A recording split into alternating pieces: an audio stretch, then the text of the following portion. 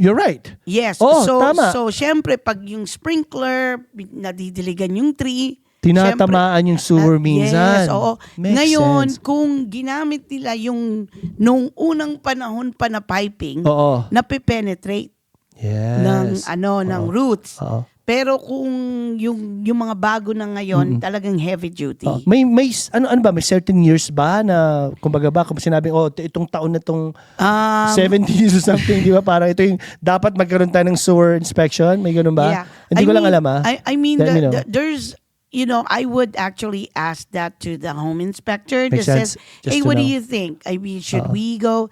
Normally, mga 30 years, malaki na yung tree, di ba? Correct, oo. Okay. Oo. But if your house is new, okay, be very, very careful na wag yung ma-alter yung sewer. Oo. Kasi minsan, like let's say you get so excited, nag-hire kayo, ito handyman, mura, ipapasemento ko yung harap, ganun, Hukay di lang ba? ng hukay. Hukay lang. Natamaan tong yung sewer pipe, Patay. di ba? Oo. And then when that happens, then pwedeng matamaan, Correct. ma-alter. Nangyari yan sa isang kliyente ko na nagkaroon siya ng sewer backed up. 1 year pa lang yung bahay.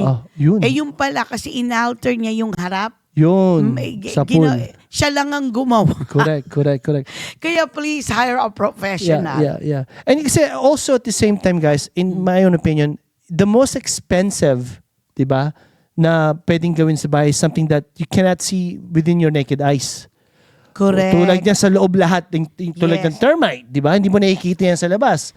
Or roof. Tulo ng, ba? Yeah, ang roof kasi mahirap tingnan kasi wala naman tayong ganong kataas na ladder. Oo, o kaya, di ba, hindi mo nakikita sa loob kasi yan, di ba? At saka be careful too kasi kung alam ninyong like yung roof binabahayan ng pigeons, pwedeng masira ang roof ninyo kasi yung waste nila, di ba? Let's say nag-slip yung tile, tapos yung waste nung pigeons, ibon. Oo. So natamaan yung parang paper, pwede siyang mag-penetrate Mag-penetrate. at masira yung Mag-cause ng leak.